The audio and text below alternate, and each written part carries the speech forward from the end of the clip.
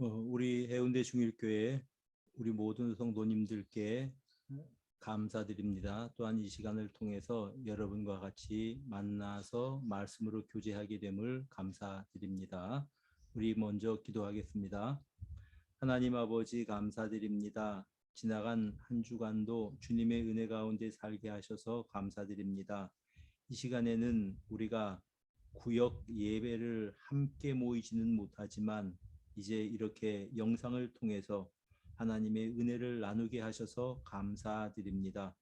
이 한 시간에도 말의 능력이라는 제목으로 하나님의 말씀을 우리들이 상고하며 은혜를 나누고 또 말씀대로 살아가는 우리가 되도록 도와주시옵소서. 예수님 이름으로 기도드립니다. 아멘. 자, 오늘 역시 지난주에 이어서 말의 능력 두 번째 시간 우리가 가지도록 하겠습니다. 여러분, 말에는 능력이 있습니다. 잠언 18장 21절에 죽고 사는 것이 혀의 힘에 달렸나니 혀를 쓰기 좋아하는 자는 혀의 열매를 먹으리라 말씀을 하셨습니다. 하나님은 말씀으로 세상을 창조하셨습니다. 하나님께서 빛이 있으라 하시니까 그대로 되었고 이것이 하나님 보시기에 좋았습니다. 성자 예수님 역시 말씀으로 능력을 행하셨습니다. 병자가 낫고 풍랑이 잔잔해지고 심지어는 죽은 사람이 살아나는 것이 예수님의 말씀을 통해서 이루어졌습니다. 그렇다면 이제 하나님의 형상으로 지어진 우리들 역시 마찬가지입니다. 우리 말을 통해서 우리의 말에는 능력이 있고 우리 말을 통해서 말이 이루어지는 것들을 우리가 보게 될 것입니다. 왜냐하면 하나님께서 우리의 말을 듣고 계시고 그대로 행하시기 때문입니다. 민수기 14장 28절에는 그들에게 이르기를 여호와의 말씀에 내 삶을 두고 맹세하노라 너희 말이 내 귀에 들린 대로 내가 너희에게 행하리니 이렇게 말씀을 합니다. 우선 우리의 말은 치료하는 힘이 있습니다. 잠언 12장 18절에 보니까 칼로 찌름같이 함부로 말하는 자가 있거니와 지혜로운 자의 혀는 양약과 같으니라. 지혜롭게 이야기하는 것이 좋은 약이라는 것이지요. 잠언 15장 4절에 온순한 혀는 곧 생명나무이지만 패역한 혀는 마음을 상하게 한다고 말씀을 하십니다. 온순하게 이야기를 하면 사람을 살리는 생명나무라는 겁니다. 잠언 16장 24절에 선한 말은 꿀송이 같아서 마음에 달고 뼈에 양약이 된다.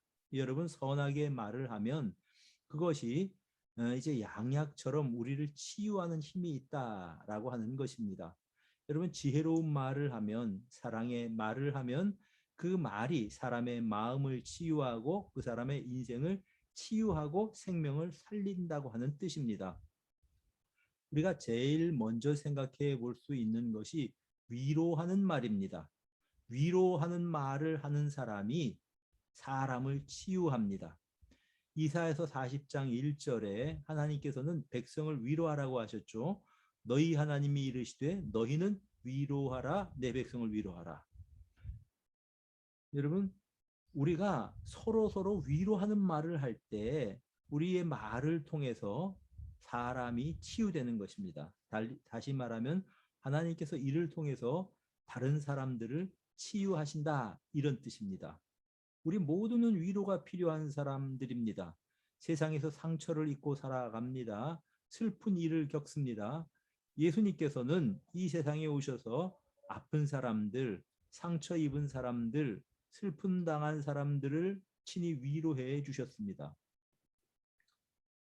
그래서 우리들 역시 이렇게 아픈 사람들, 상처 입은 사람들, 공감이 필요한 사람들을 찾아가서 함께 공감해주고 위로해주고 싸매어주는 말을 해야 하는 것입니다. 룻기 2장에 보면 이제 이방 여인 룻이 어머니를 모시고 고향 베들레헴으로 돌아옵니다. 룻의 입장에서는 이제 자기의 남편이 죽었습니다. 또 시아버지가 돌아가셨습니다. 시어머니 나오미 모시고 홀로 이제 유대 땅 베들레헴으로 돌아왔습니다. 루시 볼 때는 외국 땅이지요. 그래서 지극히 시어머니를 봉양합니다. 그가 보아스라고 하는 지역 유지의 밭에서 일을 하게 됩니다. 이때 이제 이 보아스를 보고 룻이 땅에 엎드려 절하면서 이렇게 이야기합니다. 나는 이방 여인이거늘 당신이 어찌하여 내게를 은혜를 베푸십니까? 그러자 보아스가 대답합니다. 네 남편이 죽은 후로 네가 시어머니에게 행한 모든 것과 네 부모와 고국을 떠나 전에 알지 못하던 백성에게로 온 일이 내게 분명히 알려졌느니라. 여호와께서 내가 행한 일에 보답하시기를 원하며 이스라엘의 하나님 여호와께서 그의 날개 아래 보호를 받으러 오신 내게 온전히 상 주시기를 원하나이다. 이 말을 듣고 이 그 루시의 가슴이 따뜻해졌습니다. 위로를 받았습니다. 그가 말합니다. 룻기 2장 13절에 내 주여 내가 당신께 은혜 있기를 원하나이다. 나는 당신의 하녀 중의 하나와도 같지 못하오나 당신이 이 하녀를 위로하시고 마음을 기쁘게 하는 말을 하였나이다. 여러분, 룻의 고생을 알아줍니다. 그리고 하나님께서 상 주실 것이다 축복합니다. 이것이 위로의 말입니다. 위로의 말 한마디가 이제 룻의 인생을 새롭게 만들었던 것입니다. 정태기 목사님의 이제 이 그 말씀하신 예화 중에 하나에 보면은 강원도 홍천에서 살던 어떤 여자 아이에 대해서 말씀을 하셨습니다. 강원도 홍천의 깊은 산골에 가난한 농부의 딸이 살고 있었습니다. 참 불행히도 어머니가 일찍 세상을 떠나셔서 아버지가 재혼을 합니다. 그러니까 이제 계모와 같이 살게 되는 거죠. 그런데 이 아버지도 세상을 떠나고 말았습니다. 그러니까 이 여자 아이는 계모와 자기 동생들과 함께 살아갈 수밖에 없었습니다. 너무 가난했기 때문에 계모가 뭐 공부하라는 말은 하지 않고 일만 시킵니다. 학대를 합니다. 집에서는 공부 한자 할 수 없을 정도의 그러한 분위기였습니다. 매일 일만 열심히 해야 되는 상황입니다. 말이 초등학교 학생이지 친구들과 놀 시간도 없었고 매일 일만 하고 옷차림은 이렇게 좀 거지처럼 이렇게 지저분하게 입고 다녔던 것이 소녀의 상황이었습니다. 학교에서는 학생들에게 왕따를 당하고 있었습니다. 어느 날 이 소녀가 학교에서 운동장을 가로질러 혼자 이제 힘없이 걸어가고 있었습니다. 이때 누군가 자기 등을 부드럽게 손으로 쓸어주는 것을 체험했습니다. 돌아보았더니 담임 선생님입니다. 이 담임 선생님이 별명이 얼음 선생님입니다. 하도 웃지 않아서 학생들이 지어준 별명입니다. 그런데 그 얼음 선생님, 자기 담임 선생님이 자기를 보고 환하게 웃으시면서 그 아이에게 이렇게 이야기를 해줍니다. 영주야, 너는 보통 놈이 아니야. 너는 큰 인물이 될 거야. 이 영주가 그 말을 듣고 너무 마음이 따뜻해졌습니다. 며칠 후의 일입니다. 우연히 학급의 일지를 가지고 교무실에 선생님께 가져다 주게 됩니다. 그 영주가 교무실에 들어가기 전에 복도에서 선생님들이 대화하는 소리를 우연히 듣게 되었습니다. 자신의 담임 선생님, 그 얼음 선생님이 이런 이야기를 합니다. 우리 반 영주 말입니다. 그 어린 녀석이 너무 대견스럽습니다. 형편으로 보면 학교를 다닐 수 없을 것인데 그렇게 고단하고 일하고 학교에 나와서 공부하려는 것을 보면 너무 신통합니다. 그래서 아이들을 가르치다가 그 영주의 까만 눈동자를 보면은 금방 목이 메이고 눈물이 흘러나오는 적이 많았습니다. 이런 이야기를 들었습니다. 담임 선생님이 자기 때문에 감격해서 목이 메이고 눈물이 나온다고 하는 사실을 알았습니다. 담임 선생님이 자기를 주목하고 있고 자기를 칭찬하는 소리를 들었습니다. 지금까지는 아무도 자기를 칭찬해 주지 않았습니다. 집에서 어머니는 일만 하라고 닥달하고 학대를 할 뿐이었습니다. 그런데 선생님이 나를 칭찬해 주고 계신다. 나를 특별히 따뜻한 눈으로 보고 계신다.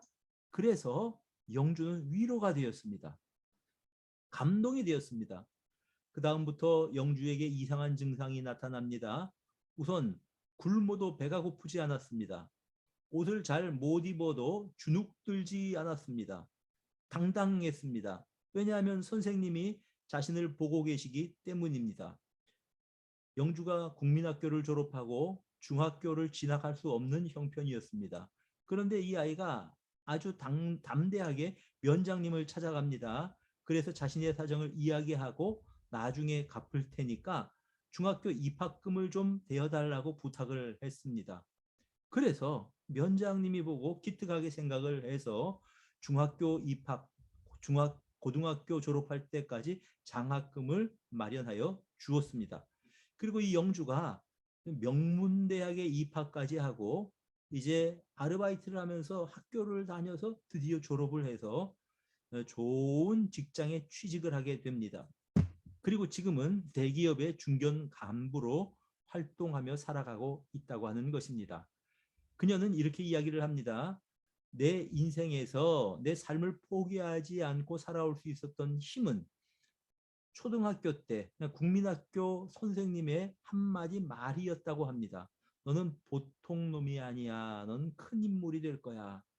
사랑하는 여러분, 이 선생님의 한마디의 말, 따뜻한 한마디의 위로, 격려가 그녀의 마음을 치유하고 인생을 치유한 것입니다. 또한 사랑의 말이 사람을 치유합니다. 여러분, 하나님은 사랑이십니다. 성경을 한마디로 요약하면 사랑입니다. 하나님이 우리를 사랑하십니다. 그래서 우리도 하나님을 사랑합니다.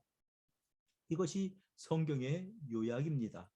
창조주 하나님이 사랑이시기 때문에 사랑의 말은 창조의 능력이 있고 회복의 능력이 있습니다. 미국의 MIT 대학에서 박사 과정을 밟고 있는 학생이 있습니다. 그 사람은 초등학교 3학년 때까지는 공부를 잘하지 못했다고 합니다. 말썽꾸러기고 개구장이었다고 합니다. 그런데 초등학교 4학년 때 그가 어쩌다 시험을 보았는데 산수 시험에서 90점을 받았답니다. 매번 시험 볼 때마다 30점, 50점 받아가던 아이가 90점을 받았으니까 얼마나 좋았겠습니까? 이 아이는 너무 기뻐서 자기 산수 시험지를 다른 사람이 다 볼 수 있도록 펼쳐들고 집으로 달려갑니다. 기쁨에 차서 집에 가서 문을 열어주던 아이 어머니에게 자기 산수 시험지를 펄럭거리면서 보입니다. 그 아이를 보고 엄마가 물었습니다. 이게 뭐냐? 아이가 시치미를 떼면서 시험지를 내 보였지요. 말은 하지 않았지만 너무 행복했죠. 엄마가 이 시험지를 보고 너무 좋아할 걸 생각하니까 기대가 되었습니다. 그때 어머니는 아들을 와락 끌어안습니다. 아이고 우리 아들 얼마나 장하니 얼마나 신나니 우리 아들이 이렇게 똑똑하니까 나는 너무 좋아. 그러면서 아낌없이 칭찬을 해 주었습니다. 아이의 기분을 이해하고 공감해 주는 거죠. 그리고 나서 이 아이가 변했습니다.